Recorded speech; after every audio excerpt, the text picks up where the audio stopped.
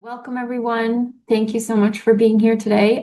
My name is Sarah Mason, and I'm a senior policy researcher at the Nicholas Institute for Energy, Environment, and Sustainability at Duke University. And I'll just open with a few quick notes before I pass things over to our presenters today. But I do want to say that we will be recording today's session, and I'll be sharing around a link of the recording to everyone who registered in case you want to revisit any of this information. I do also want to let you know that after the presentation, we will have a chance for Q&A. So if you do have questions as we go, please type them into the question and answer box that you can find at the bottom of your Zoom screen, and we can try to get to as many of those as possible at the end. I do also want to just share that the host organization of today's webinar is the National Ecosystem Services Partnership, which is an information and knowledge exchange hub for policy work and research on ecosystem services and nature-based solutions. And if you want to find out about future webinars like this and also get a quarterly newsletter with ecosystem services and nature-based solutions updates, you can sign up for the NESP mailing list at the link that I'll drop in the chat in just a moment. And if we go to the next slide, you can see we do have a great lineup of speakers today to talk about nature-based solutions effectiveness monitoring. So first, we have Katie Warnell, a senior policy researcher at the Nicholas Institute at Duke University, talking about the state of nature-based solutions effectiveness information. And she'll then be followed by two presentations that are going to talk about efforts to actually collect the types of data we need to evaluate coastal nature-based solutions effectiveness. So first, we'll hear from Rachel Gitman, an associate professor from East Carolina University, who will talk about living shoreline monitoring in North Carolina, and Gary Sundin, a wildlife biologist with the Marine Resources Research Institute at the South Carolina Department of Natural Resources, who will be talking about innovations in living shoreline monitoring in South Carolina. And then our panel will be rounded out by Lydia Olander, a program director at the Nicholas Institute at Duke, who will be talking about what it will take to lay a foundation for improving collection of coastal nature-based solutions effectiveness data at a broader scale. So I can stop here and Katie, let you take over. Great, thank you, Sarah. So yeah, I'm going to start just with a little bit of background on the current state of information about nature-based solutions projects and how we can use that to evaluate effectiveness. So we've heard over the last couple of years a lot of interest in having a more robust ability to evaluate effectiveness of nature-based solutions. And there's a variety of reasons that people are interested in having that information, which are listed here. The ones that we were hearing the most was just needing more detailed information on how to design projects, that engineering standards and projects can be planned so that they effectively achieve the goals and like the reasons that they are implemented. And then also being able to kind of make the case for these projects to increase confidence in selecting the projects and also being able to adequately account for project benefits alongside costs. And so we were aware that there are a number of project databases out there and different ways to find information about nature-based solutions projects and some of their outcomes as well. And so we wanted to understand whether the information that currently exists is able to meet those needs for effectiveness evaluation. And so we reviewed 6 literature databases which compile information that's published in the literature, as well as 21 project databases that bring together information about individual nature-based solutions projects to understand what type of information they had and what they didn't have and how that lined up with what is needed for effectiveness evaluation. We also looked at how the information in those databases was distributed geographically and where there might be gaps geographically and in the types of nature-based solutions that were covered. So if you're interested in the kind of full picture there, I've put a QR code to the report and we can drop the link in the chat as well. But the high level result here is that there is really not adequate detail in a lot of these databases for assessing effectiveness of projects. So this is a bit of a condensed summary of a graph that's in the report. But on the left side, the list here are different characteristics and different kind of pieces of information that are needed to really robustly assess the effectiveness of nature-based solutions projects. And then we've separated the literature databases from the project databases here But essentially what we're looking for is green, which means that the database has this characteristic or has this piece of information. And what we actually see is there's a lot more missing information, which are shown in blue here, than there is complete information on things like having baselines and reference sites, having details on the project design, and even like what type of project it is at a little bit more detail than just saying it's a living shoreline, for example. And then on the outcome side, a lot of these databases don't have much detail at all on outcomes. And if they do list the outcomes, they often don't have any kind of data to support the project actually achieving those outcomes. So we saw a lack of information, a lack of detail overall. So talking about coastal projects today, there are a lot of coastal projects represented, especially in the project databases. About half of all the projects across those 21 databases were coastal projects. But again, as I was showing on the last slide, most of those databases just don't have enough detail either on the projects themselves or on the outcomes for effectiveness evaluation. And the coastal projects in particular tend to be concentrated in just a few databases. In particular, there's a National Beach Nourishment Database that has over 3,500 entries, which are all coastal projects, and they're all beach nourishment projects. So there's a little bit of a concentration of the coastal projects represented in certain types of projects, which means that other types that aren't beach nourishment projects tend to be a little bit underrepresented there. We don't have as much information about them. The two other screenshots I've included here are for Restoration Atlas and the ASCE Coastal Systems Portfolio Initiative, which are kind of the other big coastal projects. They each have over 1,000 coastal projects included. But again, just not enough detail within those to actually support the type of effectiveness evaluation that's needed. And there's been a few recent attempts at synthesis of coastal nature-based solutions performance that reported similar challenges. So these were efforts that were looking at the primary literature, and they found things like the critical metrics they were looking for. They're trying to evaluate things like coastal protection, wave dissipation.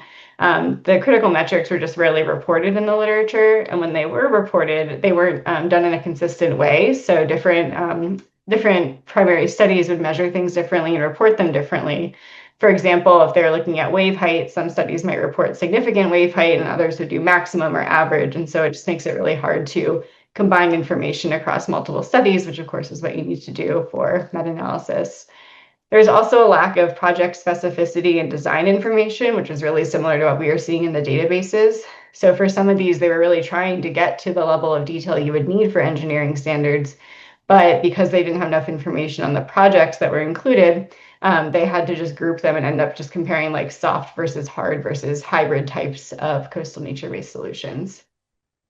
And overall, these meta-analyses ran into limitations with sample size and lack of detail because of the underlying data challenges. And so again, they just kind of came to this conclusion that we aren't currently able to develop robust engineering guidance with the current data.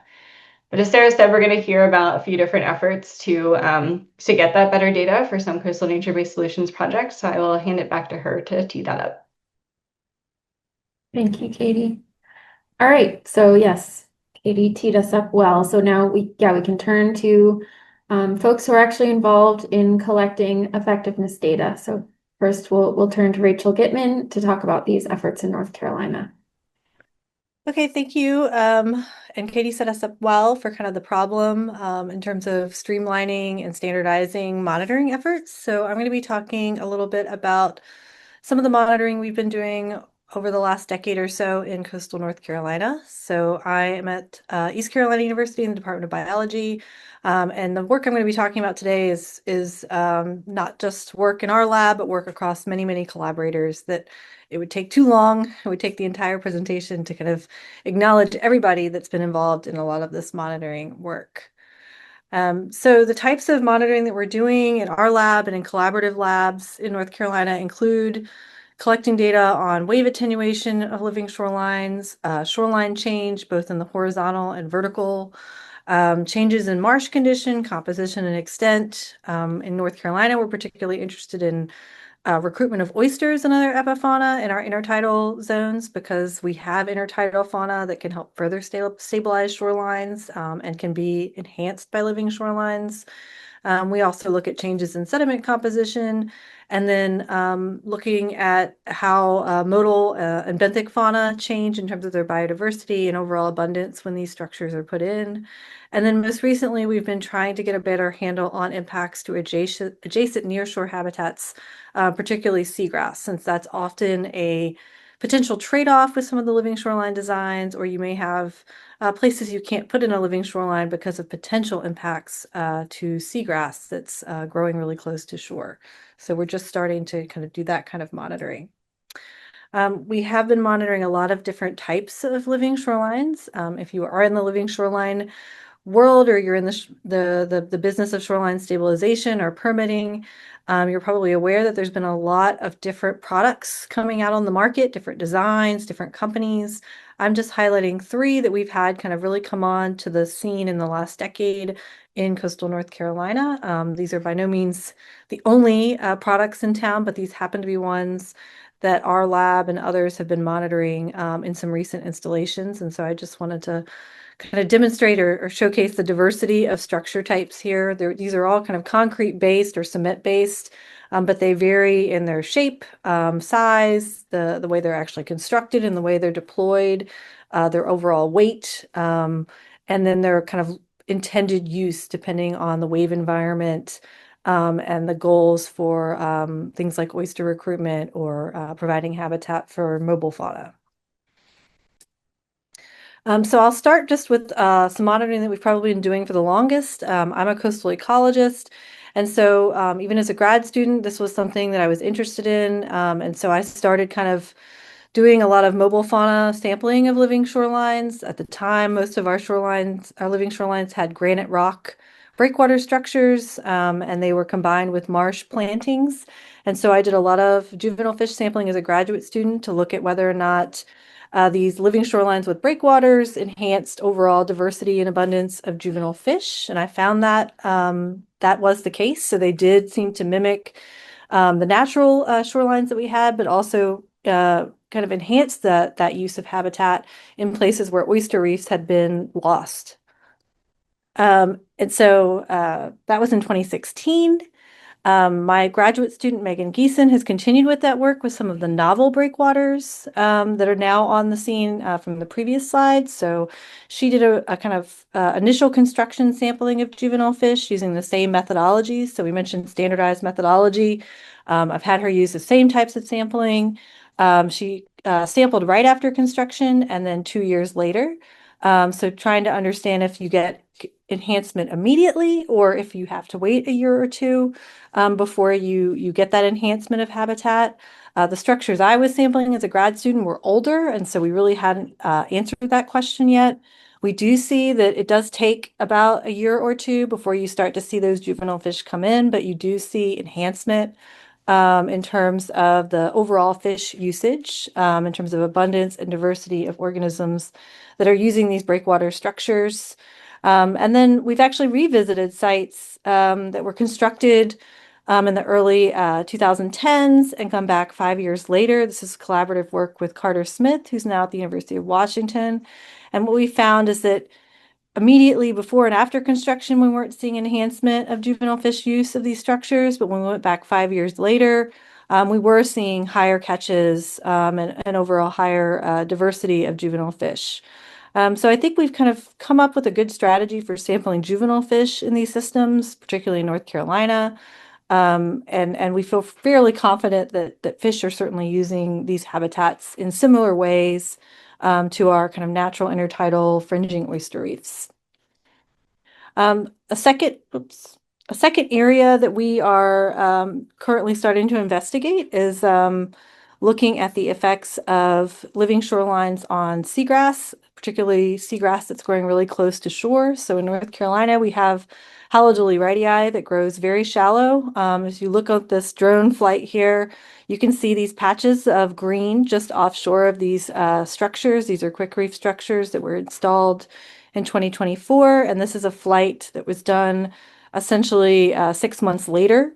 So these structures are constructed very close to the seagrass, and this was intentional as part of a larger study. So we're going to be looking at whether we see changes in that seagrass in terms of its overall aerial extent, species composition, density, through a combination of field-based transect surveys, as shown in the picture of the two students taking seagrass cores, and then also with drone technology. So my collaborators, Hannah Siriani and her lab are doing, this is a beauty video drone shot, but they're actually doing seasonal flights of the seagrass and the shoreline, both before and after construction, and then continuing for the next couple of years.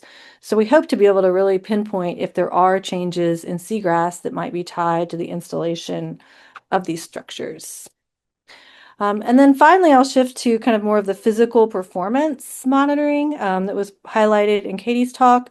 My graduate student, Georgette, was one of the co-authors or co-lead authors of one of the studies that was highlighted, showing that we don't have a standardized way of understanding how to design living shorelines to attenuate wave energy, and then how to measure that attenuation in a standardized way across projects, and then also balance that need for wave attenuation with the recruitment of native fauna, particularly reef-building organisms like oysters. There's really a trade-off here. If you design for oysters, you want to design these breakwater structures lower in the water column. If you're designing for maximum wave attenuation immediately, you want to build them a little bit bigger. And so that's what we kind of have to decide upon, is which way do we want to go? How much wave attenuation do you need to be effective? And how tall can you go before you're really sacrificing some of that habitat for oysters? And so we're really looking at this comparison of natural oyster reefs and their ability to attenuate wave energy as compared to these breakwater structures that are also growing oysters. And so this is a recent study that just came out at the end of last year, led by my graduate student, Georgette. And there's a lot on this graph, but essentially what she did was measured wave attenuation at two different sites immediately post-construction in 2022, and then 2 years later. And what the big difference being in these 2 years is that the fact that oysters were able to colonize and grow to adult size in that 2 years. And so site 1 on the top is sited a little higher in the intertidal. Site 2 is a little lower.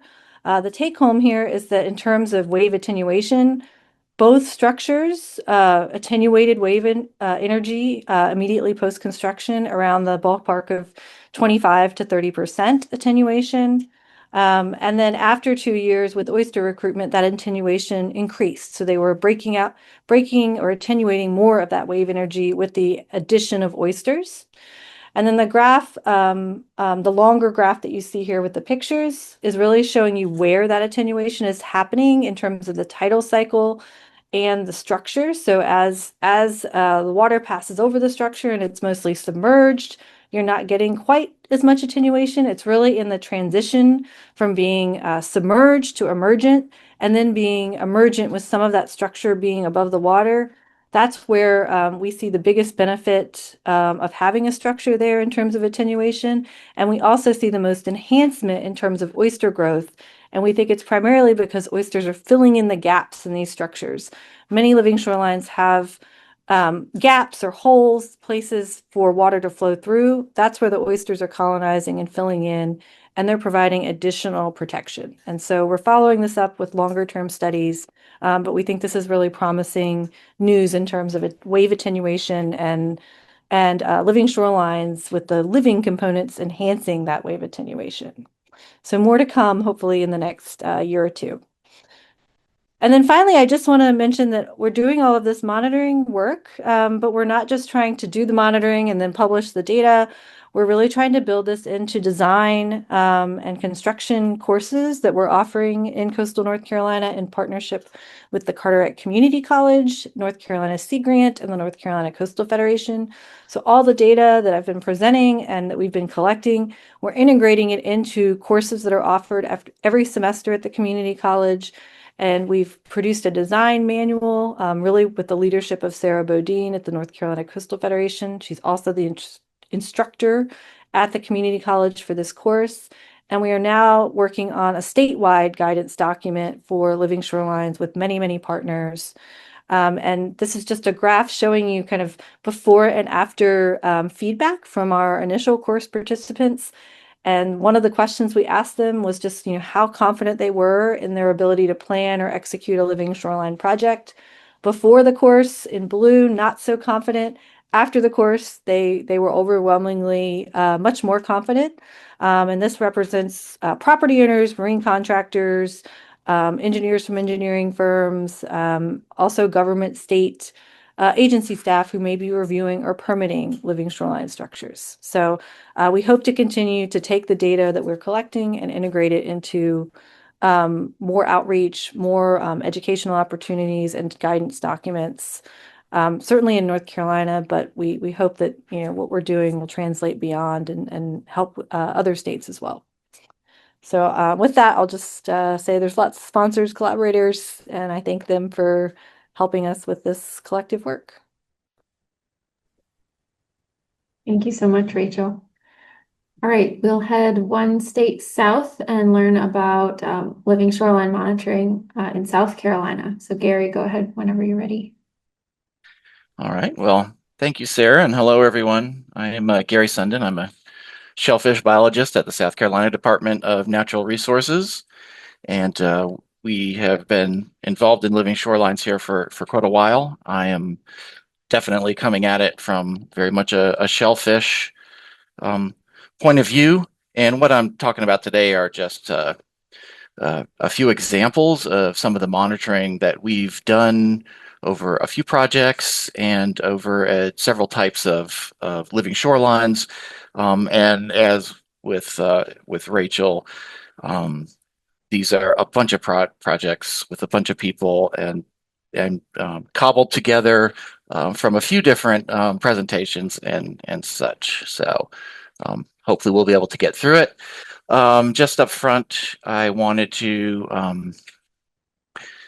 acknowledge these funding sources that made this possible. We've had a lot of different funding, but particularly we've had some funding from the NSC, the Science Collaborative, that was instrumental in this kind of in this work, and we've also had funding from our state sister agency, the Department of Environmental Services, and some funding from the Nature Conservancy. So living shorelines in South Carolina are mostly oyster-based. We have dabbled in a few others, but pretty much everything we've done for about 25 years has been oyster-based. Initially, when these programs first started, they were mostly habitat creation and they weren't so concerned about living shorelines, but over the past 8 or 10 years, they've kind of been recognized in the sense of living shorelines.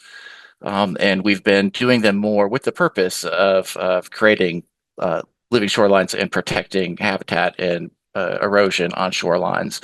I will say that compared to a lot of states, most of our living shorelines are relatively small. They're mostly focused at the kind of scale of individual homeowners and individual small properties. For the most part, they're hand installed by volunteers, and most of them would fall kind of in the category of what I would call sills or edging. In South Carolina, we are blessed to have a very high level of oyster recruitment. It is arguably the highest recruitment of Chrysostea virginica anywhere in the world, according to some studies by Jeb Byers at the University of South Carolina. We really have a high level of natural recruitment, just as evidenced by these photos on the left of a derelict car that's been left in the intertidal zone, and on the right, just a photo from some wire-based materials that we've placed out for about 5 months, and we get as much as over 4,000 spat per square meter. And so we consider our system to be substrate limited in the sense that we have no shortage of natural recruitment potential. We just are lacking the suitable substrate for oysters. I'll quickly go through a few of the things that we have monitored. We have really mostly used just a couple of these, but we've dabbled in uh, a few other kinds of materials. Um, we have used bagged shell, which is just mesh bags with loose oyster shell in them. We've used oyster castles, which are a proprietary interlocking cement block made by Allied Concrete. We have also used repurposed derelict crab traps, and we've used what we call manufactured wire reefs, which are purpose-built wire frames. We also do a lot of loose shell or just culch planting. And I will say that that is considered a management technique. And so we're really not going to talk about that here today. And we've also done a little bit of kind of natural fibers and, for example, core log fibers for um, doing for stabilizing shorelines in combination with oyster base, but also on their own. We haven't found these to be very successful. I'll mention them throughout the course of this talk a little bit, but for the most part, we're not going to be talking much about those. I feel like the MWRs are going to be something that might be new or unfamiliar to a lot of people. We used to use derelict crab traps that we repurposed.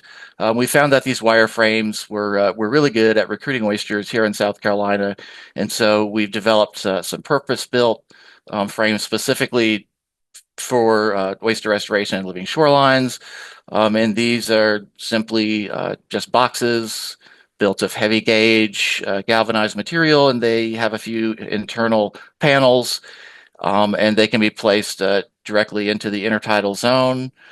And what these do for us is they don't have plastic, and then they don't have any plastic coating, which is an issue with the crab traps. And they also don't require any shell, which is a precious and expensive commodity in terms of getting it.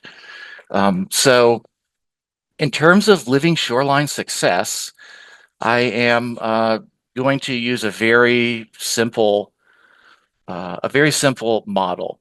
And this is the idea that we are simply placing these materials one time, and then that nature is kind of going to subsidize the entire rest of the process. And so we will place these in the intertidal zone within a few meters of a marsh shoreline that we want to protect.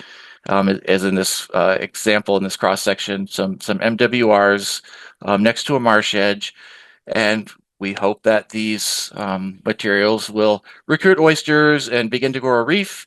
And that as a result of this kind of disturbing the flow of the tidal energy, that sediment will accrete, and that accreted sediment will cause an elevation change that is suitable for marsh to expand and fill in that space up to the back of the reef. So that's kind of like just a simple model of what we're interested in and what we are interested in finding out if this is happening and how we define success for the examples I'm going to be talking about.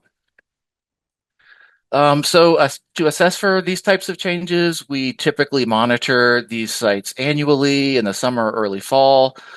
There are a few categories of responses that we typically use. The first being just persistence or stability or failure, whether the stuff is still there year on year, and whether it's falling apart or whether it's still kind of working as it's intended. That elevation change, which I mentioned, is in the form of accretion behind the reef. Whether it's protecting marsh in the sense of it is marshes being stable while surrounding marsh that's not protected is being lost, or whether it's actually causing an expansion of marsh, and oyster coverage, whether it's actually recruiting and growing an oyster reef. And so the kind of methods that we use for this kind of work are basic observation photography, as you would need to just record the patency or the persistence or the condition of these installations.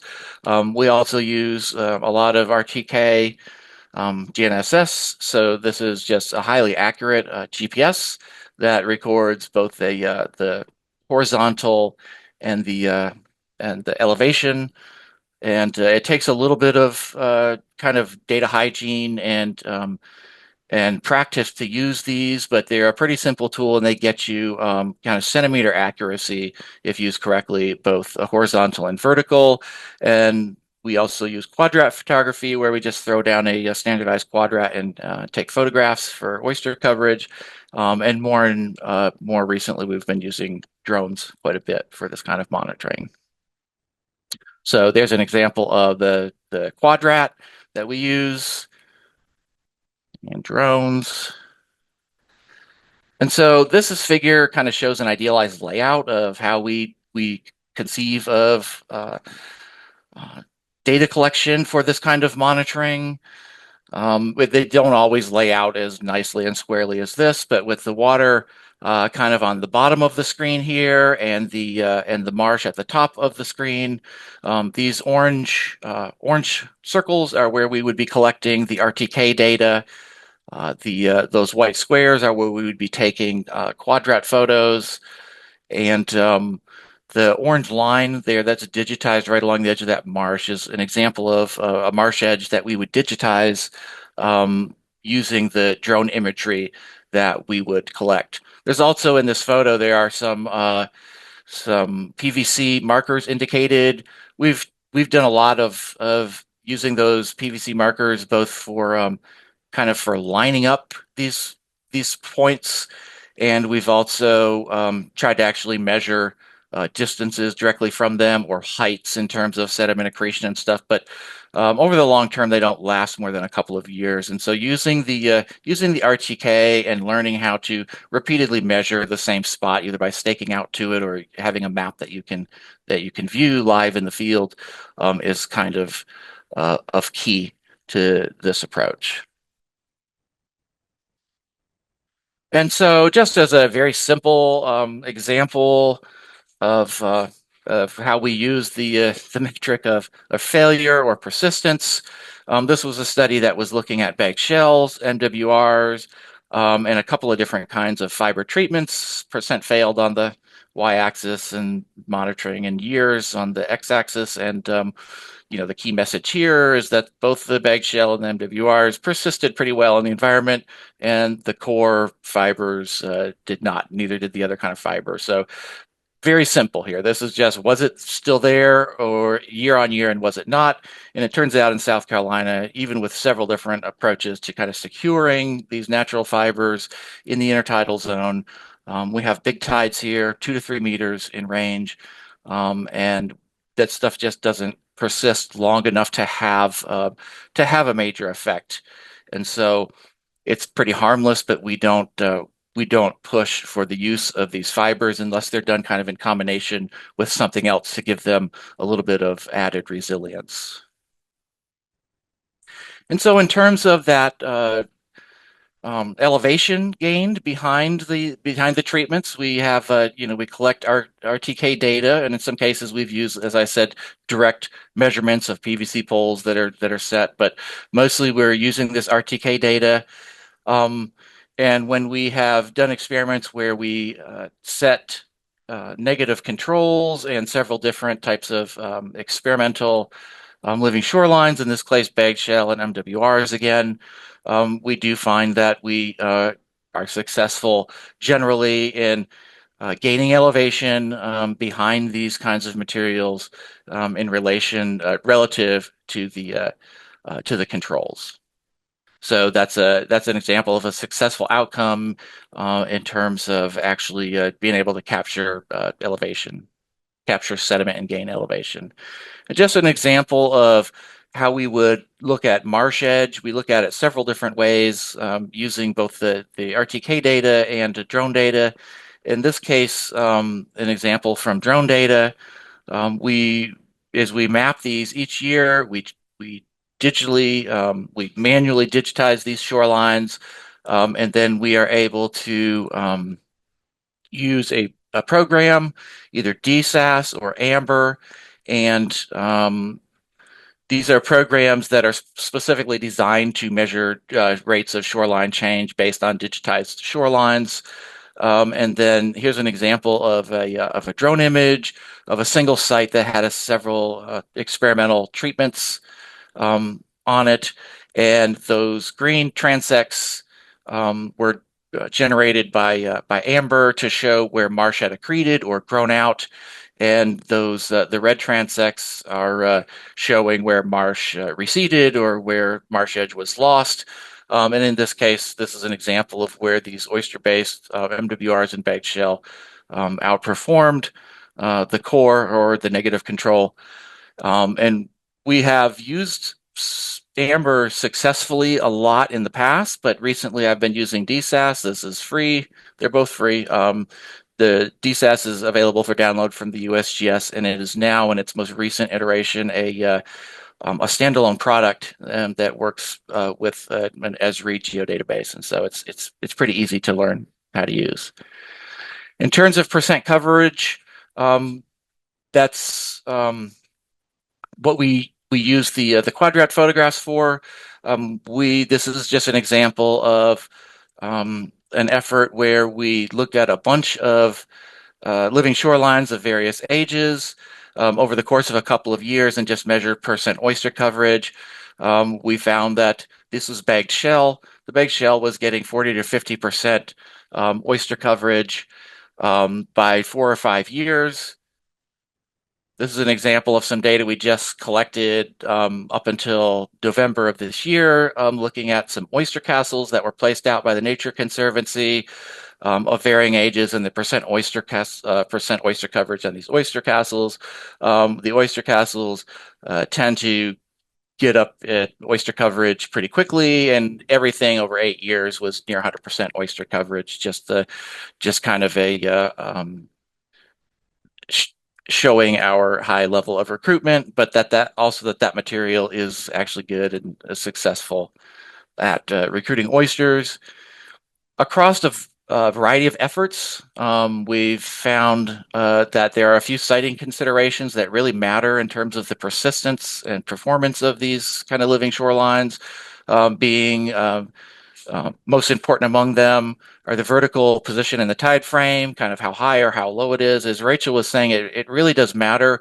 But I think in South Carolina, with our really large tides, we may be able to get away with a lot more in terms of we can get good oyster recruitment from right up high in the tide frame and to right down low in the tide frame. It seems like it's worse at lower, below 25% in the tide frame is where we have our kind of worst performance. So we can get almost up to the mean high water line with placement and still get pretty good recruitment. Distance from marsh edge, this is pretty obvious. If we want to capture that marsh edge or cause expansion of marsh out from it, we need to get quite close to it in terms of initial installation, and then the slope of the shoreline being between about 15 and 35%. Seems to be kind of a sweet spot for most of the things we use. There's a bunch of other considerations having to do with energy and fetch. And I'm just talking about basically examples of where you can get both the response and the independent variables from that same set of simple RTK and drone data. So in terms of take-home messages, we know that we benefit in South Carolina from really high oyster recruitment. There are a variety of oyster recruiting materials that will work here because of that. Natural fiber, or at least the few that we've tested, just don't work very well because they don't persist in the environment.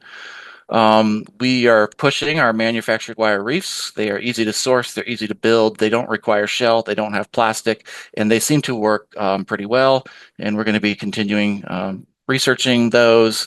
And also there are a variety of site characteristics that need to be considered when siting and evaluating potential living shoreline sites. Just a few examples of available resources for living shorelines in South Carolina. We have a contractor training course. There are a few good sources of kind of lists of alternative materials. We've got our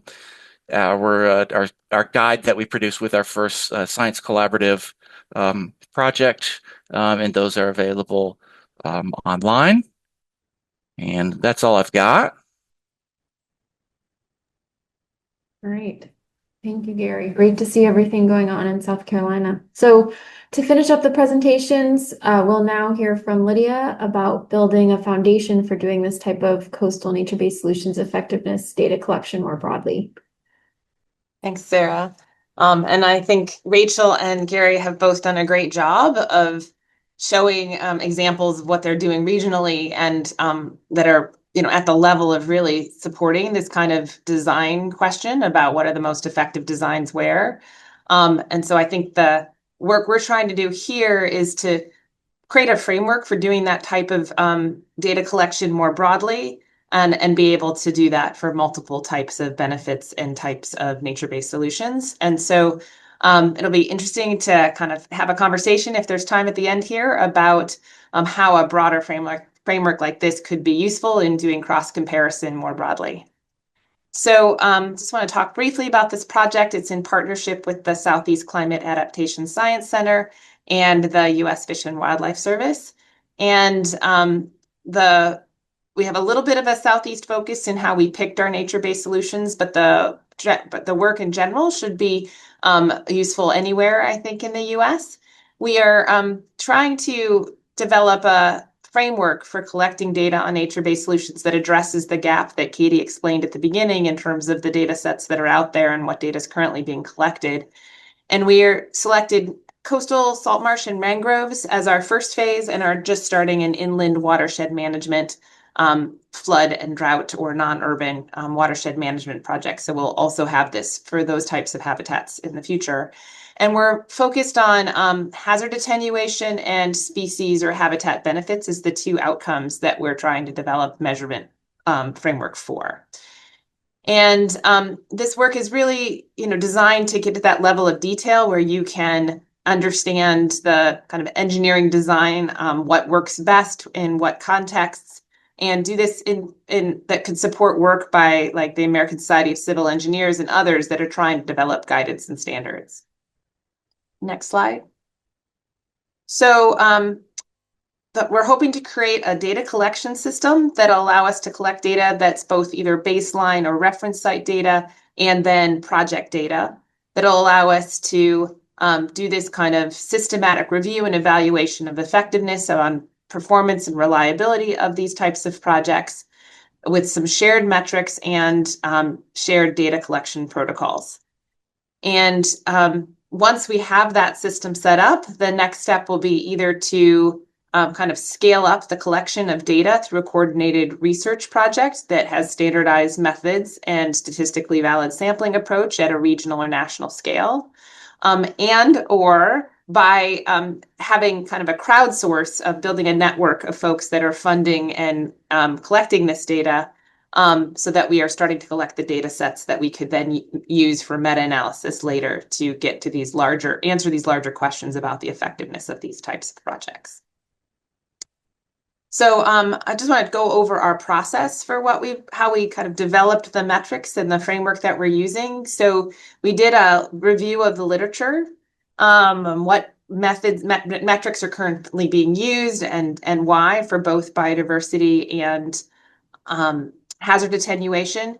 And while many of the outcomes of interest can be directly measured related to biodiversity and coastal erosion, one of our critical hazard attenuation outcomes cannot, and that is flooding. And so the change in flood risk, whether it's severity, frequency, depth of flooding, et cetera, those outcomes require modeling. And so we also reviewed models that are used to estimate how these natural features or nature-based solutions can attenuate flooding and therefore determine what data inputs are needed or required for doing that kind of modeling. So those are in our metrics list as well. So once we had all of those, we did one-on-one conversations with researchers and modelers, and project developers and funders about this data collection, what we should include, and the feasibility of measuring these things. And we did some virtual workshops with those communities as well. And then we have at this point the metrics, and we're just starting to collect the measurement protocols for how do we have a consistent way of measuring those data. In some cases, it's not an issue for like some of the project data, but for some of the metrics like a wave attenuation or something like that, there can be different methodologies, and that can result in different units of data and different results in terms of the measurement. And so we're trying to figure out what would be a consistent data measurement protocol that everybody could agree on where necessary. So that'll be the next piece of this project. So the vision is once we kind of look at this across a project, once we have this in place, you can, at the design and construction phases, start to collect data on projects so that we could get pre-project data and as-built project data, and then come back later and get additional data. Or you could get some reference site data if you don't have pre-project data, if that's available. And put all this data together into a database, and then we'll be able to do the types of analysis we want to do. I do want to take a moment here to say we definitely, this has to be a comparison to understand effectiveness of either pre-project or reference site. Similar examples to Gary's last example is a great example of how they are looking at across projects and relative to a baseline level of shoreline and the extent of marsh. And so there are a bunch of different organizations out there, Fish and Wildlife Service, NOAA, National Park Service, that have monitoring networks that may provide some reference sites in some places that could be used. One of the challenges there is they have different metrics and different measurement protocols. They may not be measuring the same things. So there might be some work that would be needed to align those sites with whatever would be done on project sites so that we could get consistent data between reference sites and project sites. So that might be one way to get this data. And then another, of course, is this before kind of baseline data and then after project data. So that'll have to be part of this measurement system. And then, of course, once we have all this data, we can do these meta-analysis in larger scale studies to understand what kind of designs needed that can inform design guidelines and standards, and also provide better information on costs and benefits of these projects and siting of these projects.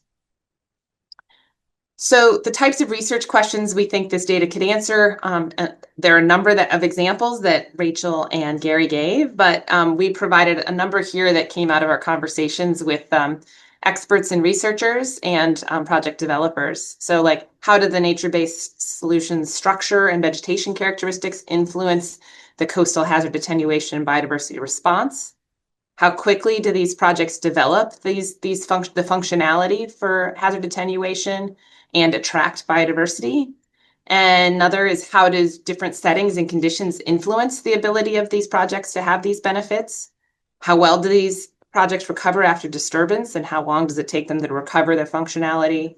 And what are the limits of these systems in being resilient? What is a potential threshold for failure? What does that look like? So trying to understand these questions or be critical for designing the projects to optimize for these multiple benefits. So I'm going to quickly walk through kind of the draft metrics list that's been pulled together for the coastal wetlands nature-based solutions.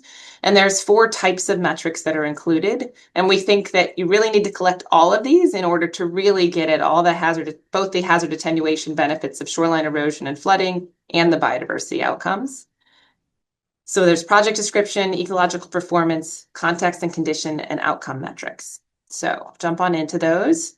So on our project description metrics here, this information is intended to help researchers really identify the details of how a project is designed. This provides explanatory variables for effectiveness evaluation and to make sure that evaluations are comparing similar projects. So it's broken down to a level where if there's a lot of variety in the types of materials, the extent of the project, the type of vegetation that's included or species, you can collect all that information so that we can compare across these projects over time. You'll notice in looking at this metrics list that we note which of these metrics we think could be measured directly and which would require research, like by the projects, and which would require researchers to engage. And in this case, for project description metrics, anybody can measure these, so the projects can collect this data and likely have it. We also tag which are needed for hazard attenuation or for biodiversity. Full overlap here, that varies as we move through these different metrics, but there's a lot of overlap, which makes this easier. And you'll also note over to the right side of this table that there are a couple examples of existing programs that are collecting data. You can see what data they are collecting. So they're only collecting a subset of the data that we think and the metrics that we think are really needed to fully compare across projects. On our second type of metric these are project performance metrics. There's things like vegetation characteristics, vegetation survival, density, and extent. And here again, there's a lot of overlap between what's needed between hazard attenuation and biodiversity. And there's not very many of these measured by existing programs. We just have one example here, but we're finding consistently they'll have a couple of these measures, but not the full suite. Next slide. These are the context and condition metrics. These describe the setting and conditions around the nature-based solution, and therefore the impacts of the nature-based solutions on those conditions moving forward. And so this includes things like tidal range, wave height, wave energy, inundation extent, and elevation. These tend to be more complicated for projects to measure, so you'll see more of the researchers checked here as needing to researchers need to be partners to measure these. Next slide. Next table. These are the outcome metrics. And so these are direct measures of coastal erosion impact and biodiversity, and some of the characteristics that go into flood attenuation. The actual outcomes of flooding related outcomes wouldn't come until you put all the data into the models. And the types of outcomes you would get from those models would include things like extent of flooding or the inundation area, the depth of flooding, which is the water level, the inundation period, and the wave height. So those kinds of outcomes would come from the modeling process. We have additional detail on what kind of units we think these data need to be collected, what types of data, are they spatial data layers or in averages, that we're starting to pull together for all of this so that we can really clarify what kind of data would be collected for each of these metrics. And as I mentioned, our next step is the measurement protocols where needed for some of these metrics. So we're not the only ones thinking about trying to come up with a more consistent and standard way of collecting data on nature-based solutions. So I think there are a number of groups that are starting to do this. There are two examples on this slide. One of them is from the Puget Sound and the other is from New York. And what we find is that they're starting to collect a lot of great data on how successful these projects are in terms of whether they're implemented, how healthy the ecosystems are, but they have limitations in monitoring costs and technical capacity that will limit their ability to collect all of the data that we think would be needed to really fully evaluate effectiveness. And so that's one of the conversations we're having is how do we get beyond kind of the things that are easy to measure into the full suite of measures that we think are needed. And I will note the third example here is this Natural Infrastructure Engineering Hub is kind of a vision for a database that the American Society for Civil Engineers Natural Infrastructure Working Group has put together, which would be a database that's similar to what we're trying to provide a framework for, that would collect all the data needed and disseminate that data to enable people to understand how to better build nature-based solutions, but would get at things like design specifications and site characteristics and performance monitoring results, et cetera. So our vision, I think, is consistent with these methodologies, but tries to build on them to kind of fill in the gaps in the type of data we're currently collecting. So right now, we see our vision for this is to have sufficient information on the effectiveness of coastal nature-based solutions to be able to optimize the siting and design of these projects to meet the needs of natural resource managers and communities. And our mission is really to lay the groundwork for consistent data collection for nature-based solutions. And our next steps, which we've been talking to a number of partners about, are to either collect the data through a coordinated research project with standardized methods and statistically valid sampling approach at a regional or national scale, or building a network of funders and implementing organizations, researchers, and partners that are requiring or encouraging projects to collect and submit the relevant data to a shared database. And I'll note that the kind of coordinated research project model is something that has been done before. It'd been done for the National River Restoration Science Synthesis, which was done about 20 years ago for river restoration, and it had an enormous impact on the implementation of these types of river restoration projects, on the federal policies and programs that fund these types of those types of restoration. And so I think it was a really influential research project, and I think we could model a coastal science synthesis project off of that type of river restoration project. And lastly, I just wanted to mention a few remaining questions we're hoping this work could answer. So one would be about whether there's new methods that would simplify data collection through like drone-based remote sensing methods that were mentioned earlier, AI analysis of photography, maybe.